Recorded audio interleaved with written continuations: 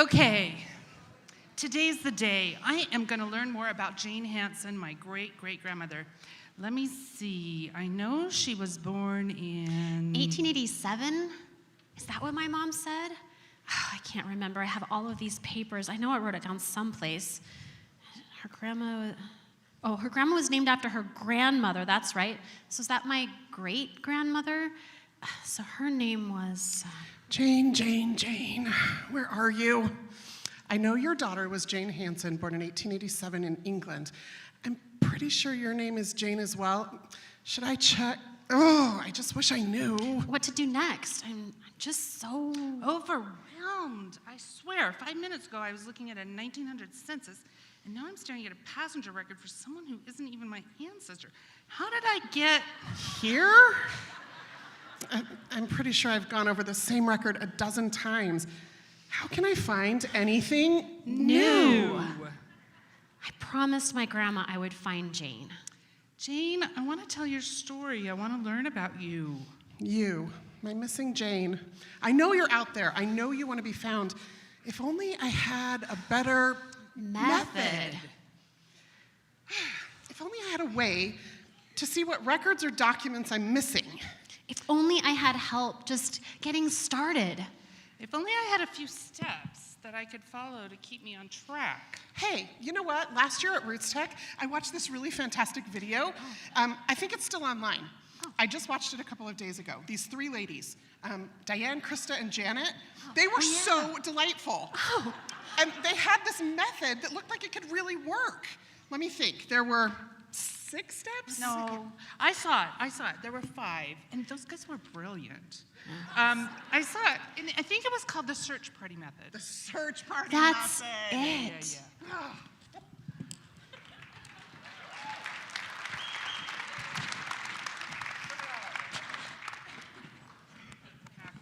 Actresses. All right, search party method. Okay, search party method. Here it is. 5 steps. Ready? You're gonna say this with us. Spotlight, clues, sift, map, dig. Let's go. Let's go. So we're going to start, of course, with the spotlight. So the spotlight is your question. It's your research goal. But we want you to reduce your spotlight question into the person you're looking for and their time and place.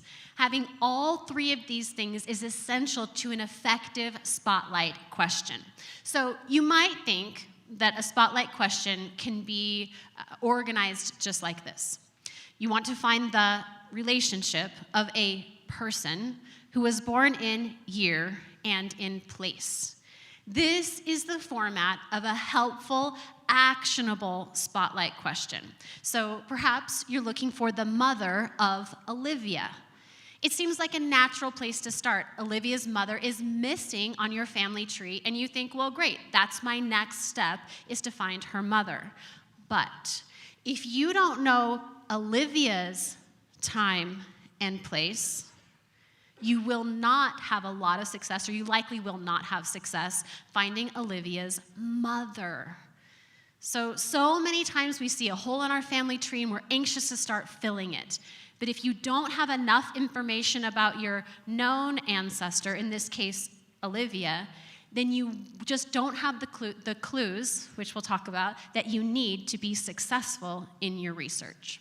So if you are in this situation, you need to back up a step, and your spotlight question should be about Olivia. So I want everybody to just take a minute. If you've got your phone or you've got a piece of paper, write down your spotlight question. What is it that you want to research today? What's your goal? We're going to give you just a minute. We don't have any music, so. I think that's trademarked or copyrighted or something. Probably. Maybe not. Not the way I sing it. It's okay.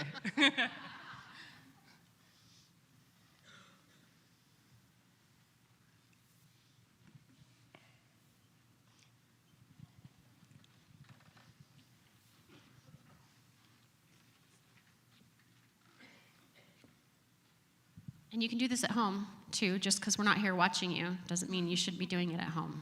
So if you're watching us from home, get writing. Write it down. You've been looking for something. What is it? Okay, we good?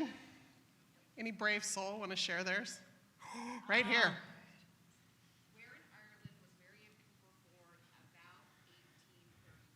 Where in Ireland was Mary Cooper born in about 1831?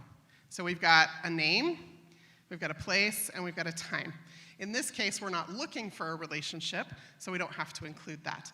Okay? So even if you don't know exactly when somebody was born, oh, I totally clicked something accidentally with my thumb. Don't give me the clicker, I only have one hand.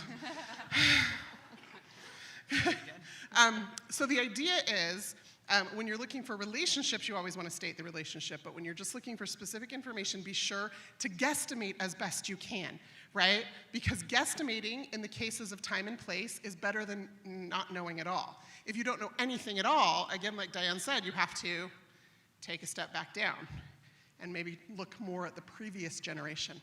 We're always in such a hurry to go. So good job. Okay, anybody else? We'll take one or two more. Over here.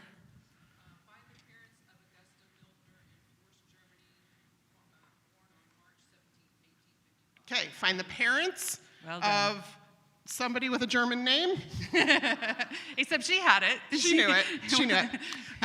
Who was born on a specific date in a specific place. Yep, so she's done enough research to know when and where he was born, and now she's looking for that parental relationship. Okay? Perfect. So again, the more specific you are with your spotlight question, the more you focus that light on that question, the more likely you are to have success. Okay, one more. I need one from this side of the room over here. Yes, ma'am. Yep. Okay. Okay, can I pick on you? We're not friends, are we? Can we be friends? Okay, I'm going to pick on you. Okay, so her question was, what was Elizabeth's maiden name? Do you think that that's going to give you enough information? What else could you ask? Okay, who is Elizabeth? Okay. So Israel Jones' wife, Elizabeth. Okay, so now we've got another relationship. What else do you know about Elizabeth?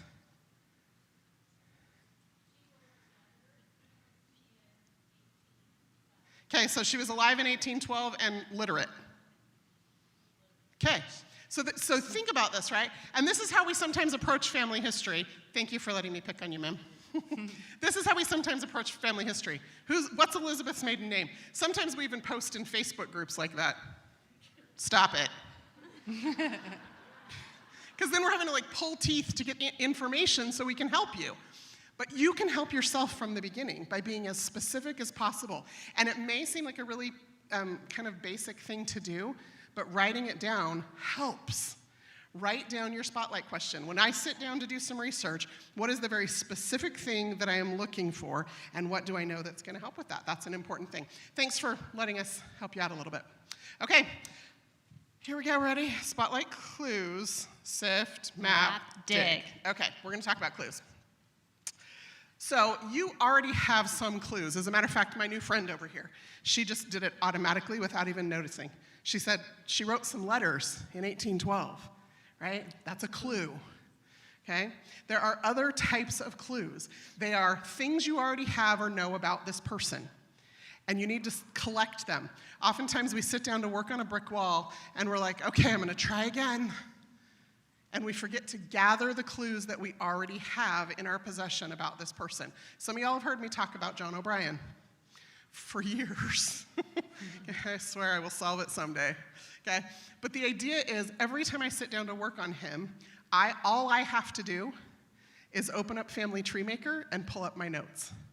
Because every clue I have about him, I have already gathered into that one place. So not only do you need to gather the clues, but you need to figure out where you're going to gather them.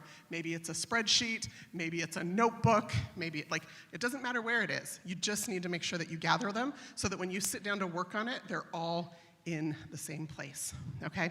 So what do you know? Where are you going to keep it? Write it all down, okay? So look at your question you wrote down, and I just want you to think about what do you already know about this person and where is that information? Maybe it's a birth certificate in a file folder, or a record you've attached to a tree on Ancestry, or help me out, ladies. Something your grandma told you. Yeah. Or a tombstone, or an engraved tea set. Pretty much anything.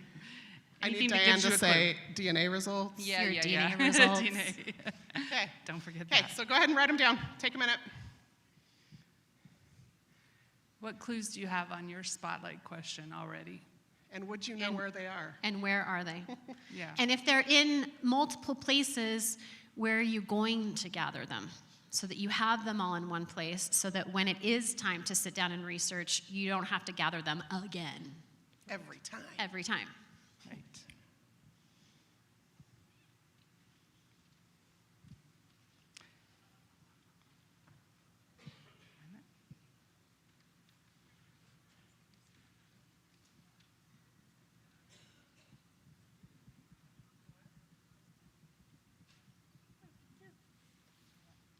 Who's got the weirdest clue out there Oh, there was There a we go. hand over there. in the yellow? A what? A death certificate? That's pretty normal. I'm looking for something weird. Obituary. Obituaries? Okay. Okay. Do you have a weird clue in the back? Sorry, can I say it again? Okay, Oh, so an an odd apprentice job. hat. Okay. Odd jobs Okay. are clues. I heard somebody over here say prison record. Prison record, that's always a good one. That gets the grandkids interested already.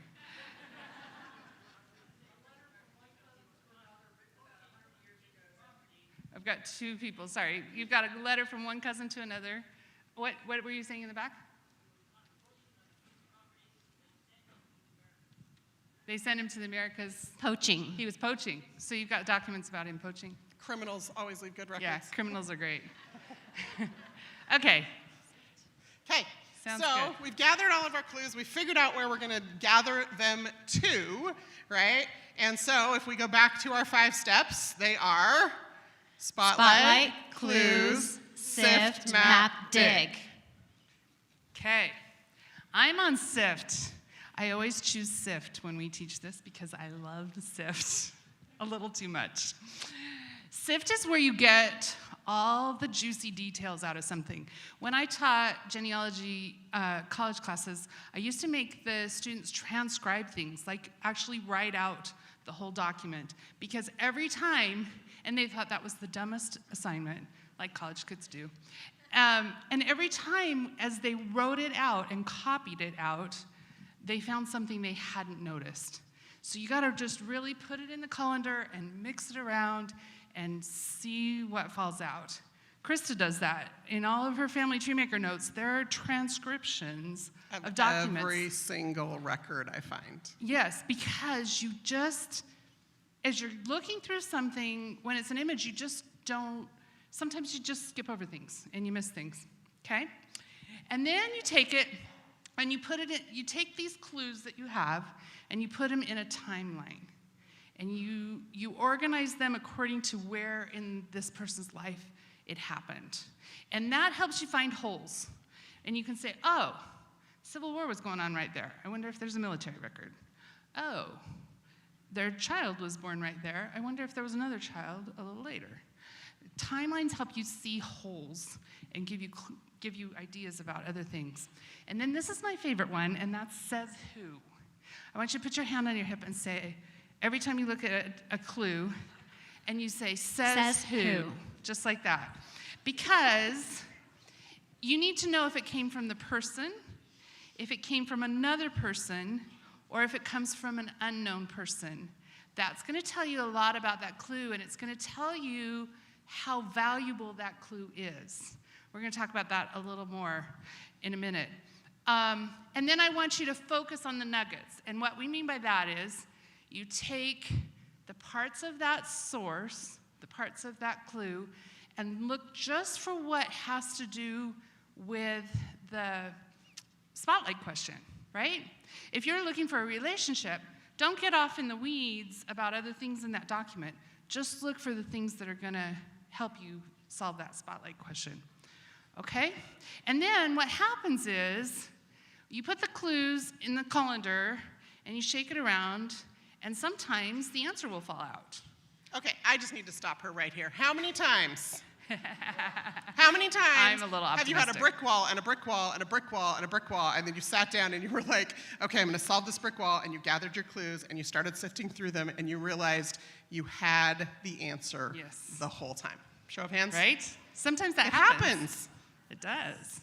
Right. So sometimes just the process of putting all those clues together, making sure you get all the juicy goodness out of them, making sure you focus on those nuggets, making sure you look at who said what, sometimes the answer falls out. So in this sift process, I want to show you the coolest new thing we just did. We think it's pretty cool. We think it's really cool. I think this is so brilliant. So we put together a worksheet that you can go to this address and download with our new template. What this is a clue judgment sifting miracle. Bullseye. I think we called it a bullseye. There you go. There you go. And we've given you some templates and a little explanation. So if you go to this site, download it there, you'll get your own template, and you can take your spotlight clue and you can plot out the clues that you have on this chart. Now, I didn't understand this at first when Diane put it in a circle, but let me show you how it works. In 1890, we're trying to decide if somebody was born in 1896, okay? So you're starting where it says event date, and you're coming around to later.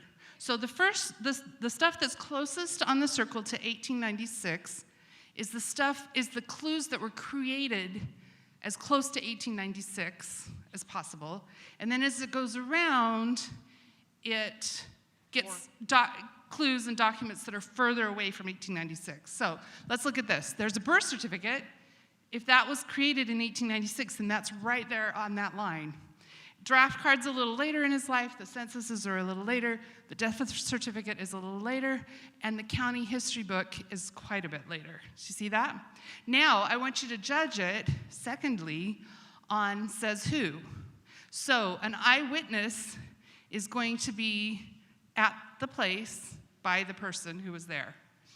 A second hand is going to be somebody who talked about it later, another person who knew about it, right?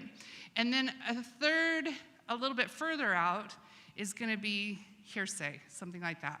So here's a little quiz that we had while we were putting this together. The birth certificate is by the people who were there at the time. But the draft card is by the person who was born. Would he be first eyewitness or would he be secondhand? He'd be secondhand. Very You guys are way good. smarter than me. You guys are you way guys are really smart. smart. It's amazing. Because we're putting this together, and they're like, and I was drawing this. So we have this whiteboard that we use at the FamilySearch Library in Riverton, by the way. It's our official office. And we go and we talk about search parties. So they have these whole wall of whiteboards, and I'm like trying to figure out how to draw this in a way that will help everybody. And I put the draft card on eyewitness, and they're both like, no. Do you remember when you were born? No. If your mom lied to you, would you know? Well, maybe if you were really good at reading your mom, but it's possible that you could be told the wrong birthday, right? So I draft actually card was just talking to is a woman this morning who we think her father's birth date is wrong. Interesting. Because he was raised just being told it was one thing. They don't have a copy of his birth certificates, and some things don't add up. Yep. And so she's just like, is that possible? I'm like, absolutely that's possible, right? So that's the kind of sifting, shaking that colander, kind of working your clues to see, okay, does this work? And I think this template is really helpful because the closer you get to the date and the closer you get to the bullseye, the more you can rely on that source, okay? So, Okay. take a look. Okay, any questions about that sifting? That's kind of the sifting process is where the magic really happens. It's the fun part. It is the fun part. That's But it's why I the hog part it. that I think we often breeze over a little bit, right? We're always looking for the thing that gives us the answer, but the reality is all the things give us the answer, and we have to sift them together to find it. Okay. Spotlight, clues, sift, map, dig. Okay. So next up, of course, is mapping. So you've just sifted all of your clues. You've put them in, you've gathered the clues together in a place. You've then sifted them. You've maybe transcribed them. You've pulled out the nuggets. You've maybe used our handy chart to decide which of your clues is going to be the most valuable or reliable source. Now it's time to find more clues. But before we just dig into those clues, we have to map first. We have to make a plan. We have to figure out what exists out there, what kinds of record exists, and where can I find them. So Janet talked a little bit in the sifting process about making a timeline. I love a good timeline. And good timelines do a lot of things for you, but a big thing they do for you is they show you the gap. Can you guys see immediately in my timeline where the gap is? So if I'm timelining my ancestor, I'm looking for the parents. That's my research goal. I'm looking for that relationship. I have locations, I have years, and then there's this gap, right? And so what I want to do is I want to focus on that gap, and I want to ask some questions about the gap year or gap years. Okay, we're not talking about kids who graduate from high school and don't do anything. It's not a gap year. We're talking about the gap years in your timeline, right? So what kinds of records exist in 1900 for somebody who's about 40 and who is in a place that we're not really sure, but we know perhaps some place between or in Lewis County, Washington, and Polk County, Oregon. So now you have this idea of who, where, and when, and you can ask the important question of what exists. So what kinds of records would you look for this kind of time and place and age of person? Census records, for sure. What else? Land records, city directories. I heard newspapers, property. Right? Yes, right. There's so many different kinds of records that we can look for that should exist in these places at this time. The mapping step is just about you brain dumping all of those ideas. So what happens to us so much is we think of the first idea, we're like, oh, land record. And you go look for that land record, right? But the mapping step is so important if you sit down and literally just set a timer. Give yourself 5 minutes to just literally write down every single thing you can possibly think of that might be in this time and place. And if you're stuck, you're not sure what records might exist, the greatest place to go is the wiki. So this is a FamilySearch wiki, and you can just look at this particular location. So I looked for Lewis County, Washington, and it will show me the records that exist for Lewis County, Washington. Now, again, I don't know if he was still there, or maybe he'd already gone to Oregon, or maybe he was somewhere in the middle. But I could research that. That's part of the mapping process. So wikis are an invaluable resource while mapping. Okay. Spotlight, clues, sift, map, dig. Okay, digging is what we spend a lot of our time doing, right? And sometimes we do it without doing all those other steps. And that means, anybody ever dig their way down a rabbit hole? And all of a sudden you're in New York City when you were supposed to be in Oregon, and you're in 1720 when you were supposed to be in 1900, and you're looking at your mom's side when you were supposed to be looking at your dad's. And then we show up at a conference like this, and you walk up to me in the Ancestry booth and you say, okay, I've got this 20-year brick wall. I've been working on this for 20 years, and my question is always, really? In those 20 years, how much time have you actually spent working on that problem? Okay? Because the reality is that we get so excited about digging that we're easily distracted. So that's why that map step is so important, because we can see exactly what records exist and where I can find them. And so then, once we've determined that those records exist or don't exist, we can start digging in the right places. We're going to make sure that we dig the hole where it exists, right? Dig where the record exists, not somewhere else. We're going to be more successful in finding some things. Now, does that mean that everything we find exists is going to magically yield a clue for us?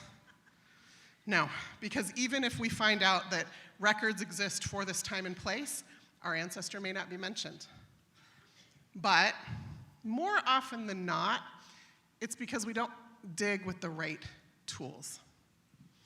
How many of you have used the wiki in the last week? Ooh. Nice. That's a lot. Great.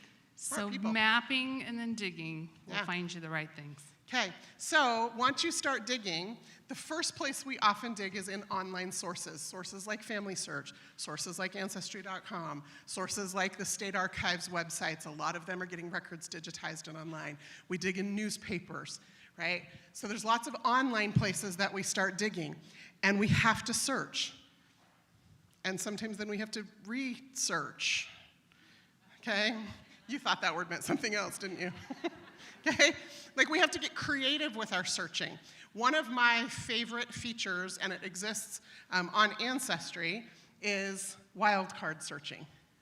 Because the single piece of information that is most often wrong on most records is the name. Right? It's most often mistranscribed, misspelled, miswritten, sloppily written, right? And so we have to get a little creative with how we search. One of the things you can do on Ancestry is you can use a question mark to replace a single character and an asterisk to replace any number of characters from 0 to X. Okay? And you can use it at any point in the word, the beginning of the word, the end of the word, the middle of the word. Okay, so searching, get creative with your search strategies. On all major genealogical sites, on all major search engines, there are usually little help tips, like little question marks that you can click, or little eyes in circles next to the search forms that you can click, that will tell you exactly what wildcards or search filters you can apply to that particular search engine. And so part of digging is also learning how to search, and then how to research to see if you can catch all the different spelling variations. And then eventually, you're going to have to move offline and dig in other places as well. Okay? Questions? That's it. You guys, that's the 5 steps. So we go home now? What are the 5 steps? Wait, what? Spotlight, clues, search, map, dig. dig. We got this. Okay. Okay. Once you have gone and searched through again, it comes back to that sift. So once you've gone looking again, you've got to throw them back in the colander, make sure you get all the juicy nuggets, analyze them against each other, look at who said what, and then as you go through that, eventually the answer comes out of the sift, not necessarily out of the map or the dig. It often comes out of the sift. You have to stop and analyze those sources. So, Okay. You guys didn't think that was it, did you? We got through all 5 steps really fast. Now we're going to make you do it in real time. You ready for this? Yes. Do you want to try it? Okay. Yes. Let's do it. okay. So to go with the theme of our masquerade ball in the exhibit hall tonight, we're going to introduce you to the ancestors of William West Anderson. This is William West Anderson. Did you know that was his name? Okay. Some of you know who he is. Yeah. Did you know his name was William West Anderson? Yeah, some of you did. Good. So we're going to put this into practice in a case study, but we need your help. So, of course, first we're going to start with the spotlight. Okay, so we have started his family tree here. There's William and his mother Audrey and her father William. And William's father is James Spear. What should our spotlight question be? If this was you, you were at this brick wall just looking at what you can see here on the screen. Any ideas of how you would formulate a spotlight question? Who are the parents of? Well, we're going to start with James. Sorry. There was a reason I went that way. Audrey, William, James. Okay, we're stuck at James. You guys are all over the map with a spotlight question. We got to pick one. So Okay, we're going to help you. focus on James. Let's focus there, okay? So how would we formulate a spotlight question for James? Who were the parents of James Spear, born in 1832? Okay, somewhere. We'll have to figure that out. So, just to be clear, when we're sitting in our office and we're trying to decide what case study. This was Krista's brilliant idea. Let's just go after somebody cool, right? And so we just dipped into this a little bit, and literally, this is an actual brick wall. We're not making this up. Okay, so of all the trees and all the things that we could find out there about this family, this was it. Okay, so I just want to be clear, you're like live in real time with us here. Okay, so this was not solved before we solved it using the search party method. Okay, so again, a lot of us are tempted to just say something generic like, who were the 2 times great-grandparents of William West Anderson, which is what we want to know, right? But a spotlight question like this doesn't help you move forward. It doesn't tell you what your next step is. It makes you feel stuck, in my opinion. Okay, so again, we follow the formula where we're trying to find the relationship of a person who was born in a year and in a place. This is the formula that you follow to get an actionable spotlight question.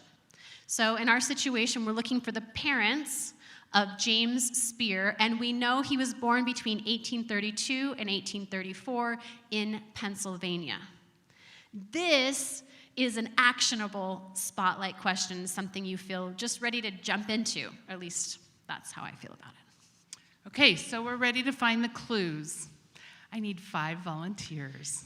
Does anybody see any clues in this room? We're Just gonna around that might you. have something? Hey, just come up. If you see a clue, come gather up. it. And Yeah, you see a grab clue? it. We need to gather them all into one place, which is right here in front They're of the pretty stage. big. There you go. We need all the clues We got a gathered. clue. They're Awesome. rather large, yes, so if you see them, thank you, Got one. Mark. Okay. Awesome. We're going to No, need you to you're gonna hold it. stand here and hold Stand them up here high. and Come hold stand here and hold it up. 1, 2, 3, 4. We've got one more. 5. There Excellent. we go. Okay. Awesome. See how we're gathering them all in the same place? That can be a shoebox, that can be your Notes and Family Tree Maker, that can be whatever, but we're gathering them all into the same place so that we can sift them and take a look at them and see what's going on. That's right. Okay? All right. Let's start over here. Tell us about your clue. So Go on ahead the and back tell of me your what's on the card, back yeah. there. Okay, it says the probate file for James Spear, wife Elizabeth, is the executor. The place was Lane County, Oregon. Okay, great. So that's the probate file. I'm going to have you hold on to that for just a second. This is Yes. The marriage index. marriage index. So an index doesn't really usually tell you much.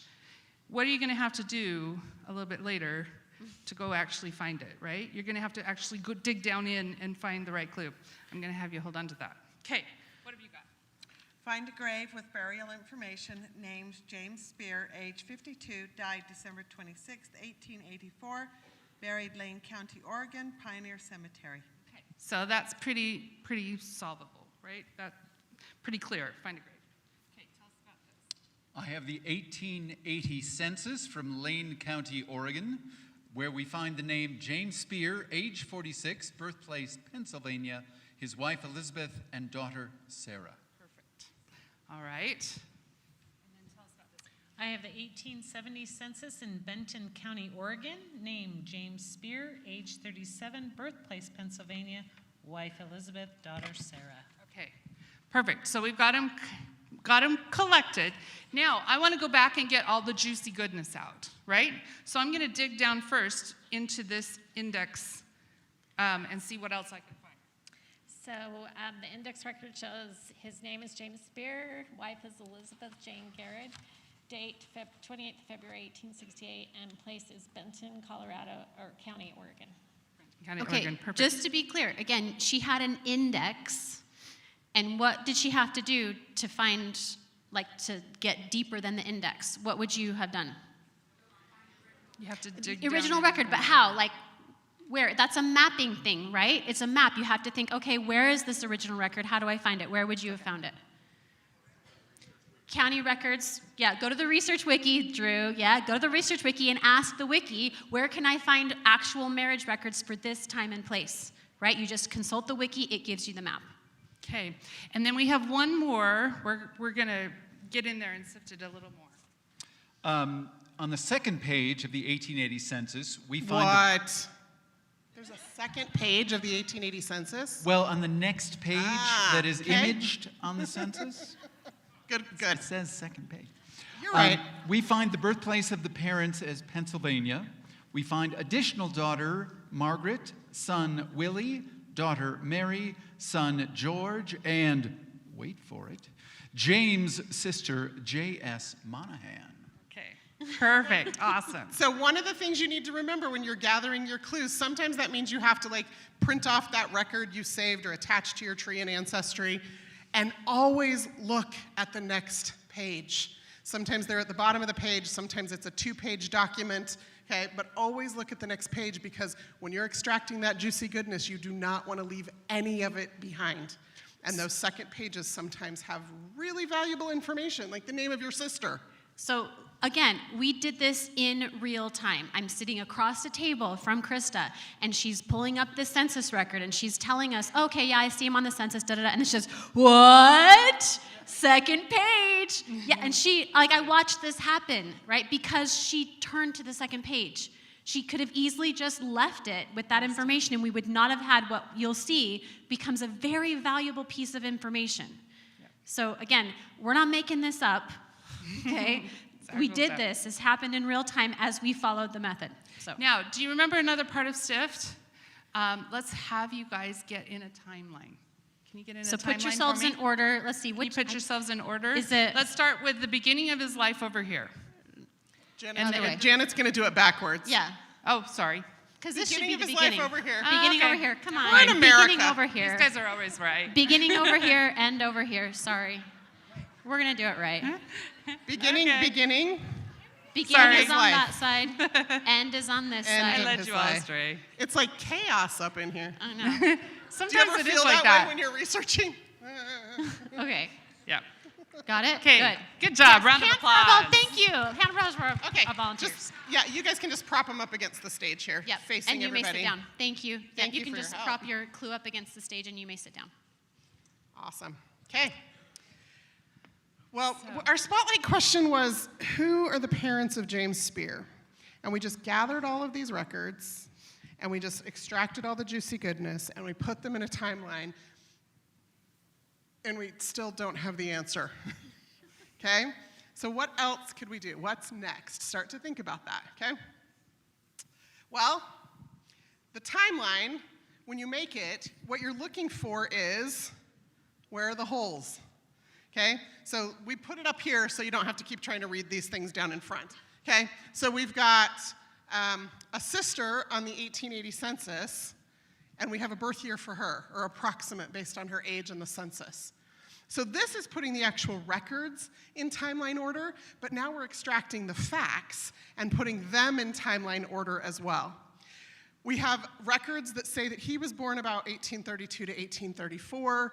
We've got a marriage in 1868, an 1870 census, an 1880 census. We've got him dying in 1894 and his estate finally being probated in 1892. Where's our holes? We've got a giant hole in 1860 and 1850, okay? Both of those censuses here in the US list every member of the household. Any other holes you see? I'm hearing almost words. Okay. Okay, there is a hole between 1824 and 1832 that we might consider filling, right? Because we've got an older sister and now James, which tells us if they're born 9 or 10 years apart, what? There might be more siblings that we could try to find that might lead us to the parents. Okay, any other holes you see? You guys are good, right? Are good. There's 8 years between the death and the probate. Maybe there's some stuff we can fill in there. Maybe there was newspaper articles. Maybe there was additional executor papers or inventories of the estate. Maybe other members of the family got involved in that probate process, right?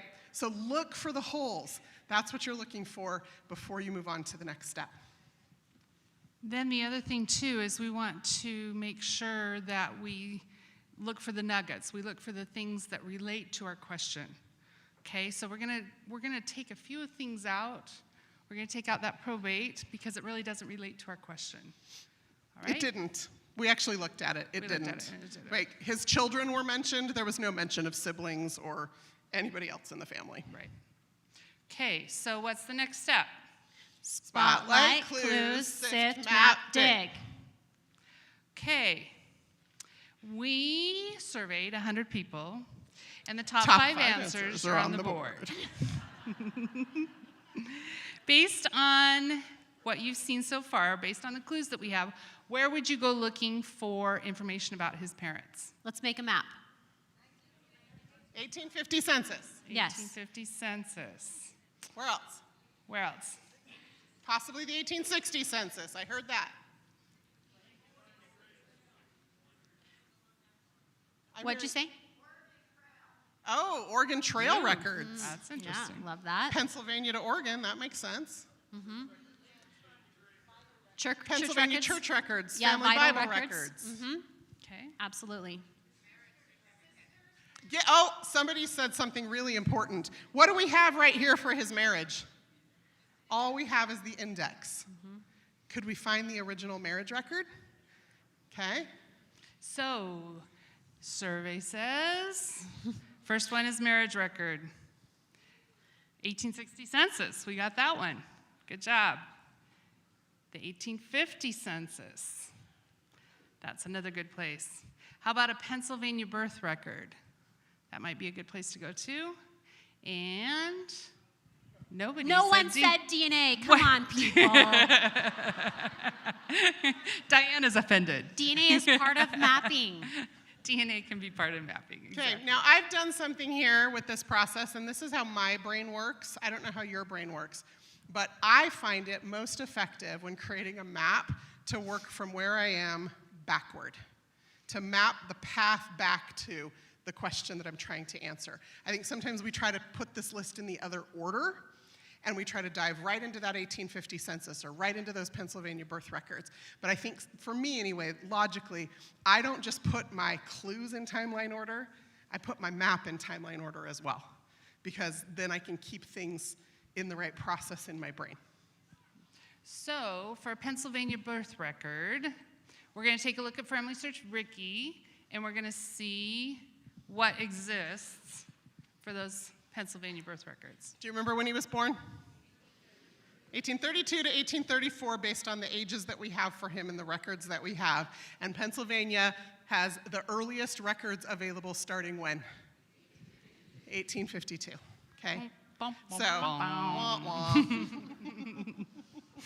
All right, Okay? let's take a look. So don't at waste your time looking for a record that doesn't exist. I can't tell you how many times I see people search and search and search and search and try all the searching, and the record they're looking for doesn't even exist. Now, does that mean we can't get information about his birth or his parents? No, you're just not going to find it in that specific kind of record. There are a dozen other places you can find that information. Okay, so let's take a look for a marriage record. We're always going to check the previous and succeeding pages and dig out everything you can find. Remember, we're looking hard. So, Page 2. So this is page 2 of the marriage record. I found it on FamilySearch following the index, which listed a film number. Went over to FamilySearch as part of the digging phase and found the record. It took me to page 1, but this was page 2. And on page 2, if you can't read it, it says basically that her parents are giving permission because she's of age. And her parents' names are Felix and Sarah. Those are the names of the parents of the bride. And I was so excited. And then I turned the page, and page 3 it doesn't list his parents. But it does list the name of his brother, who attests that he is of age. Okay? So now we're digging, and it's really hard not to sift at the same time, y'all. Really hard. It is. But You kind of do it together. you kind of do it together sometimes. Okay, now I talked about those wild cards. We're going to go look for him in the 1860 census next. That's the next dig step, right? Yeah. James. You'd think there wouldn't be a lot of ways to misspell or mistype James. I appreciate that you appreciate my ridiculous sense of humor. James can be spelled any number of ways. Letters can be mistranscribed. There can be nicknames, and a lot of times, particularly in this time period on the census, we see him written as J-A-S. Okay, so what I've done in that search, I don't know if you can see it, but if you can, it's J-A-S asterisk S. And what that means is that asterisk replaces any number of characters from 0 to N, or X, okay? So it'll catch JAS, it'll catch JAMES, JAMIS, right? JANS, right? Any way that could have been misspelled, that will catch it, okay? His last name, I've seen it spelled both SPEER and SPAR. And so a question mark replaces a single character. And I dumped that in there to catch both of those spellings. Now, I might have to get more creative and research later, but that was where I started. Well, we found one Ka-ching. living in Benton County, Oregon, by himself. Kind of. Kind of. Look at the household enumerated directly above him. That's the name of his brother. So now, because I had that marriage record, because I was working backwards through my map to dig, I found a record that I'm fairly confident is him because it's got a brother with the same name living next door. Okay? Okay. Where do we go next? Let's take a look at the 1850 Nope, census. that's it. Okay. Okay, so 1850. The 1850 census, I've done the same little search magic, but the problem was instead of just getting one search result, I got 54. 54 men named James Spear, and the problem is that 1860 census had a very different age on it than the previous records we had for him. Does that mean it's not him? So we're gonna scroll and Look at this. scroll and scroll. Is this the point where you get overwhelmed and go, oh, so what do you do? She's gonna search somebody else. Yeah, who cares about James Spear anyway? That's what makes a 20-year brick wall.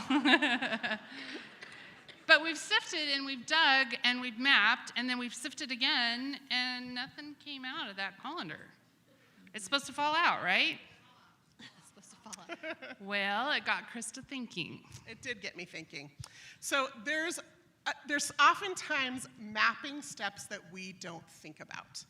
Like we think about the 1860 census and the 1850 census and, oh, let's just go find a birth certificate that lists the name of his parents. And we very often forget things like DNA and how it can help us.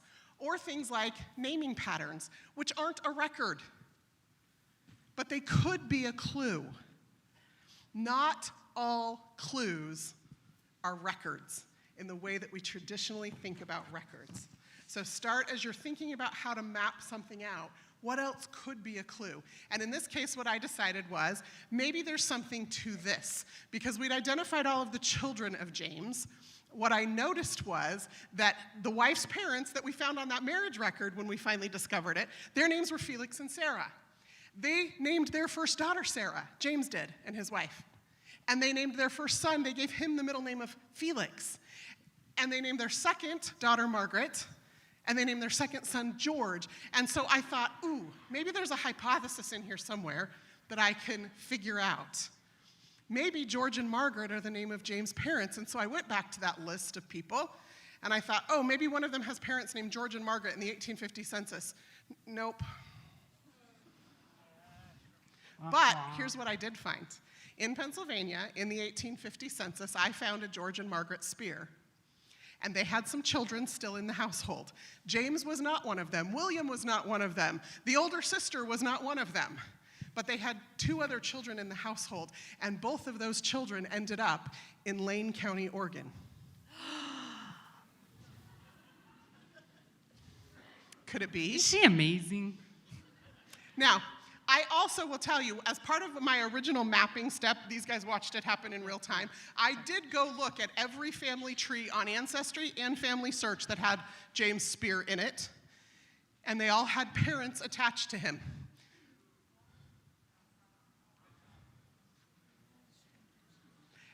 And I found that couple, and I found them in Pennsylvania with a son named James. And their son named James married a lovely woman named Mary and stayed in Pennsylvania. So there are people out there who think they know who William West Anderson's great-great-grandfather's parents are, but they are wrong. But I still checked, okay? And this is a perfect point at which I've got a hypothesis, I've got a possible couple, we have a wrong hypothesis in a bunch of trees. Diane, what should our next map step be? What should the next map step be? Yes! Right? This is the perfect place to bring in DNA. It's the perfect place because DNA can help us find our 3 times great-grandparents or closer, of which this is in the right range. And, lucky for us, it's also a direct male line, if we find the right person to be tested, right? And so when we're target testing, target testing means we reach out to specific people and ask them to take a DNA test. So theoretically, we could reach out to the actual descendants of George and Margaret. Remember that in that census record that Krista found, there were children, just not James, right? So we could theoretically find descendants of those children and ask them to take a DNA test. We would, of course, also need to DNA test the Spear family, but theoretically they're our family, so we would have tested, right? And that relationship, that 4th cousin relationship, is something that can be measured with DNA. So if you have a hypothesis, you need to find a descendant of the documented couple and ask them to take a DNA test. And earlier today I mentioned if you want to ask someone to test, you need to provide inspiration and information. So they need information about how to test, where to test, all those things. But more than that, they need inspiration. You need to help them see why this is so important and why their DNA might be the only way we can answer this question. So, inspiration and information to get people to test. Now, I mentioned why DNA. So again, we've got our Spear line here coming down off of James. Now, of course, our William West Anderson is not a direct male descendant of James Spear, but we looked at his family tree, and there are direct male descendants available who could be tested to Y-DNA test that direct male line. Again, we would need to find a descendant of one of those children that's living with George and Margaret at the time. One of them was a son. We would need to find his direct male descendant and do that Y-DNA test. Now, it sounds like a lot of work, right? A lot of descendancy research and asking people to test, but think of the time it will save you. You could map and sift and dig over and over and over again to try to see how James is connected to George and Margaret, but it's very possible that that record does not exist. But the DNA record does still exist, and you're running out of time. Okay, that 4th cousin relationship, we have to drop one more generation. It's going to be really hard to use autosomal DNA. So turning to DNA in a situation like this is actually the perfect next step. There's even a Y-DNA family project for the Spear surname. So if you have a surname you want to research, you can go to the Family Tree DNA website, scroll about halfway down their homepage, there's a search box where you can put in your surname and see if there's already a Y-DNA family project for your surname. So as a reminder, we have this free worksheet for you if you want to download it. It didn't make it into the handout. Sometimes we think of things late. But yeah, so now we're just going to do a quick little check-in.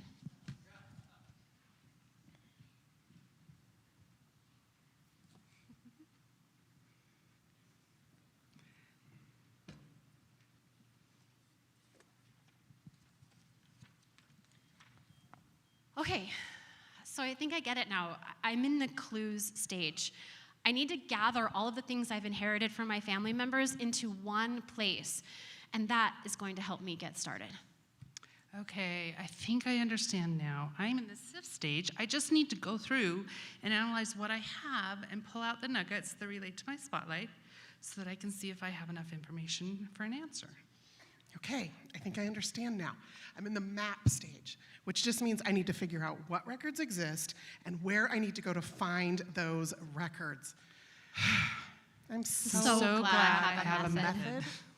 Spotlight, clues, sift, map, dig. For the win.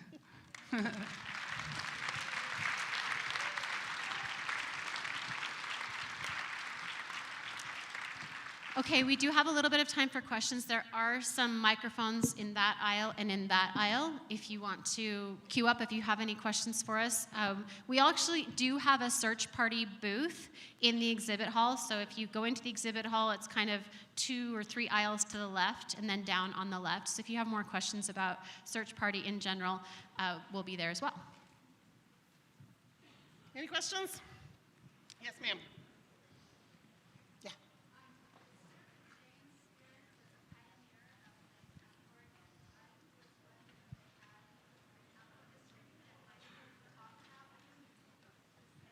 Okay, that was a great question. Andrea, is that you?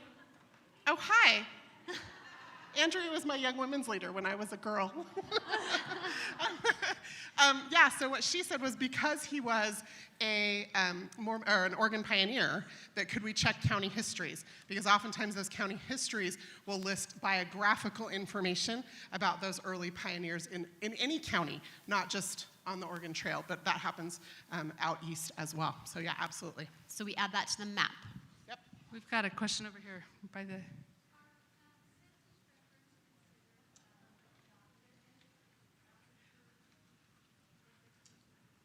Are census records considered a document to prove that this person existed?